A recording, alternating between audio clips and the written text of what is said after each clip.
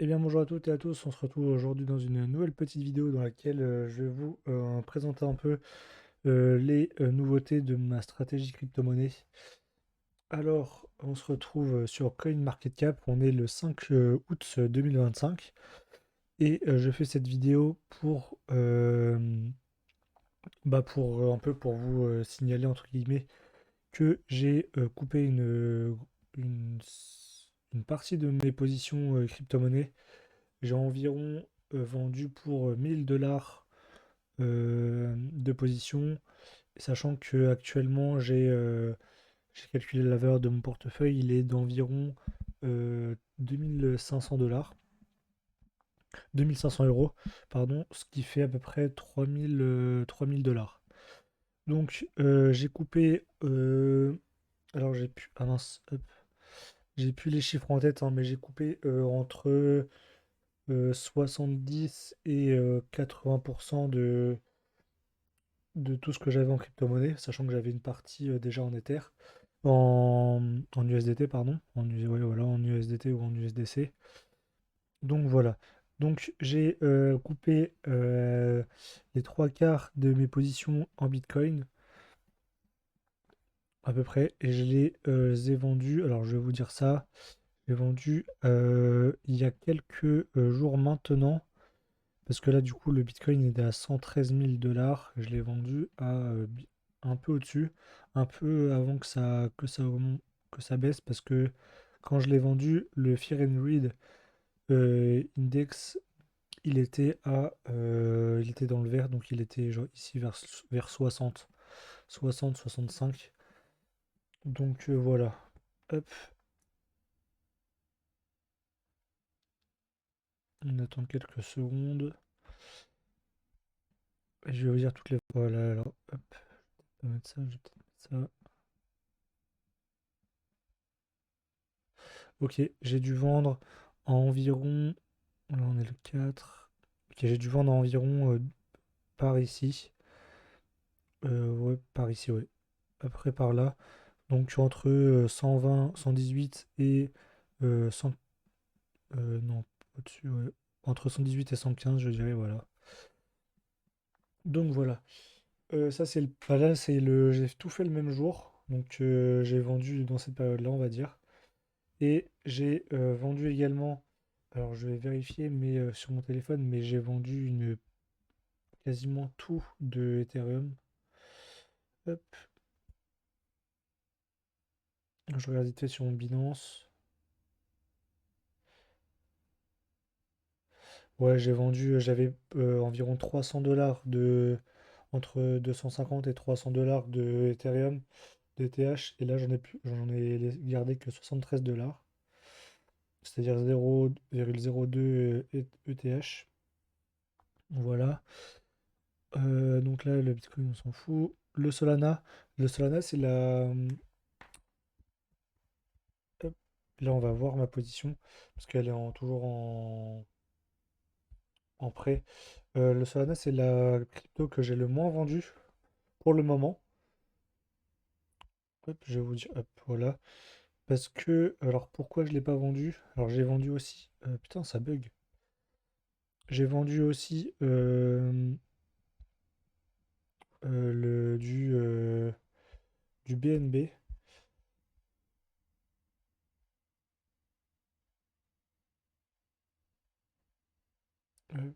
Je sais pas pourquoi c'est un peu lent, désolé.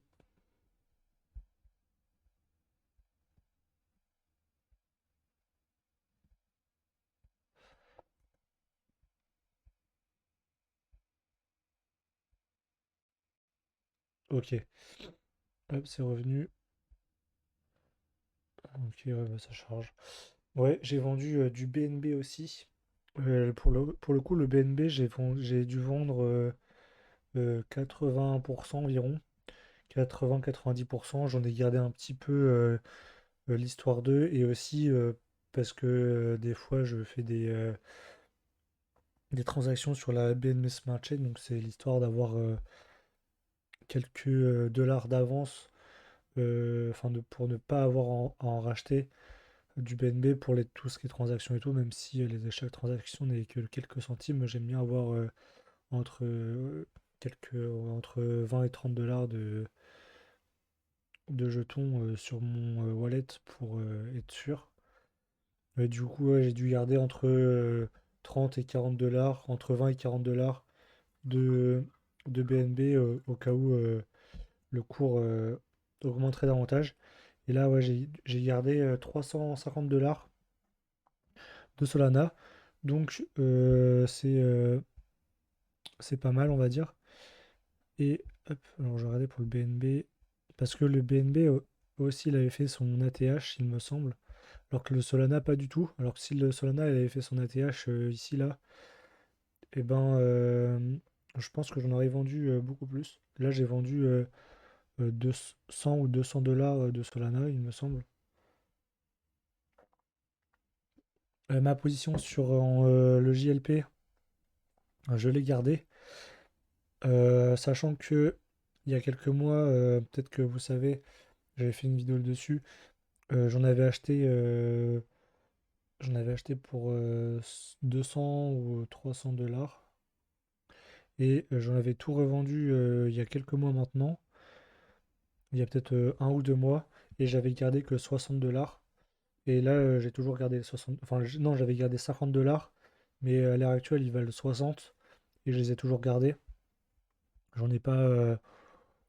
Je pense que je vais les garder longtemps parce que je vise le long terme sur ce faible. Enfin, je vais pas vendre pour 10 dollars, quoi. Je vais autant garder et faire et que ça fasse plus d'argent. Hop. Bah là, on est sur 7 jours, c'est peut-être pas très intéressant. Ouais, voilà. Donc là, j'ai dû vendre par ici. Et donc, j'ai vendu en grande partie parce que ça avait fait son ATH et que pour moi, j'ai dû vendre ouais, par là. Que pour moi, bah, ça n'allait pas augmenter davantage des masses. Après, bien évidemment, j'ai pas vendu au pic, hein, même si j'ai vendu là, c'est déjà très bien. Je vais vous expliquer après pourquoi j'ai vendu la quasi-totalité de mon portefeuille. Voilà, donc ça j'ai gardé comme je vous ai dit, je le garde. Solana j'ai gardé parce que ça avait pas. Bah, si j'aurais voulu vendre, j'aurais dû vendre en janvier en gros. J'ai pas vendu en janvier, donc ça n'a jamais augmenté davantage. Donc voilà, ça reste ici à 4,6% d'intérêt, c'est très bien. Voilà. Je revendrai soit si ça augmente, parce que certains parlent de alt season qui n'est qui n'est pas encore arrivé. Mais pour moi, ça n'arrivera pas. Mais après, si ça arrive, tant mieux. Au moins, j'aurai de quoi gagner. Parce que j'aurai pas tout en stablecoin. Mais voilà. Donc, ouais. Donc là, on va passer dans la partie un peu où je vous explique pourquoi j'ai vendu. J'ai vendu parce que pour moi, on arrive à à la fin d'un cycle, au début de la fin. Après, ce n'est que mon avis, hein, c'est pas un conseil en investissement. Tout investissement comporte des risques. Pour ceux qui veulent investir en crypto-monnaie, investissez l'argent que vous êtes prêt à perdre. Moi, c'est ce que je fais. Et je vous donne pas de conseils, je vous dis juste ce que je fais. Je vous donne un peu mon expérience personnelle. Donc moi, je pense que on arrivait dans un cycle haussier, enfin dans la fin d'un cycle ou dans le début de la fin. Je sais pas encore, je suis pas, j'ai pas de boule de cristal. Et que déjà on a bien, enfin entre le début et la fin, on a quand même bien augmenté, sachant que ici il y a eu un peu le début de Trump. Là, il y a eu Trump qui avait fait un peu de la merde avec les douanes et tout, enfin les frais de douane, taxes de douane. Et là, ça a augmenté, là, ça rebaisse un peu. Euh, Après, je sais que beaucoup peuvent être déçus si c'est que ça. Imaginons là, on est à la fin du bull market. S'il y a que ça, beaucoup peuvent être déçus. Je comprends parce qu'il n'y a que Bitcoin qui a vraiment performé beaucoup. Il y a aussi XRP que j'ai vendu 90% aussi, qui a pas mal performé. Mais sinon, à part ça, bah, Solana, ça n'a pas beaucoup performé. BNB, ça a quand même un petit peu performé. Et le reste, moi, bah, Dogecoin, ça avait pas mal performé pendant l'arrivée de Trump. Sinon, le reste, j'avais pas trop. Donc voilà. Donc je préfère prendre mes gains maintenant que avoir une belle plus-value latente et que ça baisse du jour au lendemain et avoir fait une belle plus-value latente mais n'avoir pas matérialisé ma plus-value latente par la vente de mes cryptos. Voilà, j'ai vendu entre 75 et 80%, 90% de mes cryptos. Je les ai swappés en stablecoin. Voilà, on peut voir que ça a fait une belle montée. Enfin, ça a pété son ATH, je pense. Je sais pas si on va voir. Ah oui. Ouais, de quelques centimes. Bref, fallait être chaud pour vendre ici. Mais voilà, je pense que, bah, selon moi, le cycle est fini. Pour moi, il y a Enfin, pour moi, il y a, je sais pas, 70%, 75% de chances que le cycle est fini. On va rebaisser pour après ranger et après consolider. Enfin, ranger, consolider. Et après, pourquoi pas, je dis pas que c'est la fin des crypto-monnaies, bien évidemment. Je dis juste que c'est la fin du cycle, que je préfère vendre maintenant. Et même si ça repart, bah, j'aurai toujours Solana parce que j'ai pas eu l'occasion de vendre à un bon prix.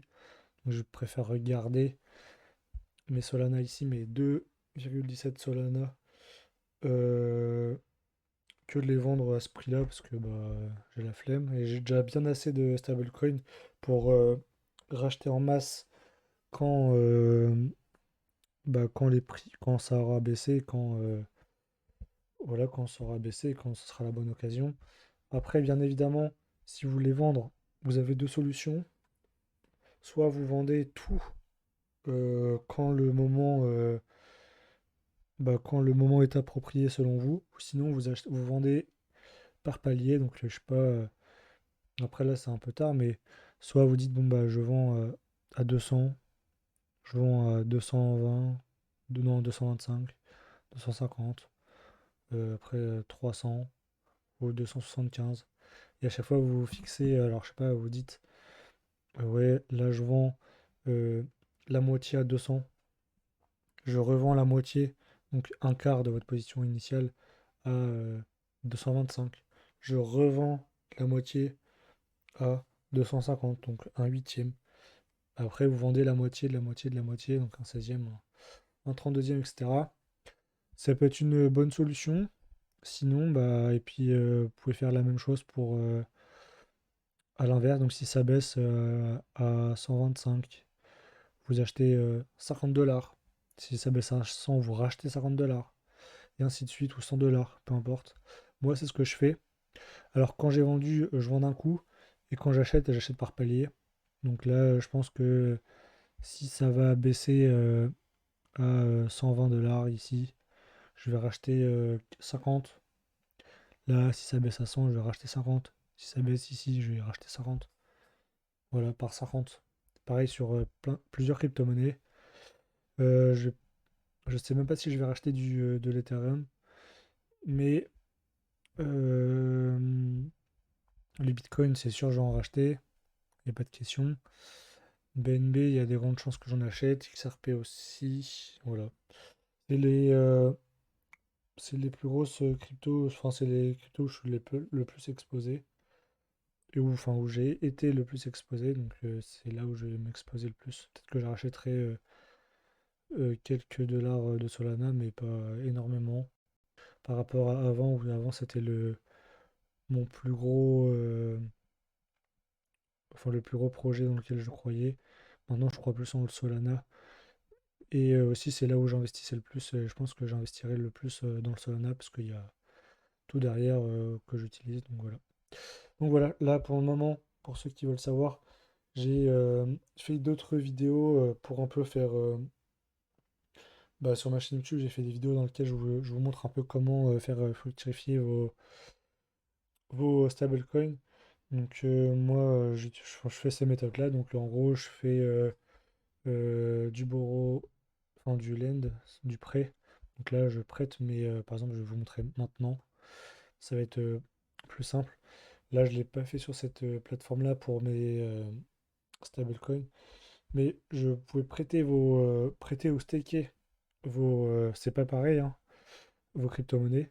Donc voilà, hop, si vous avez des USDC, ouais, vous les prêtez à 4,17% annualisé. Sinon, si vous avez des USDT, c'est 5,31. Après, ça bouge tout le temps, ça, ces taux-là.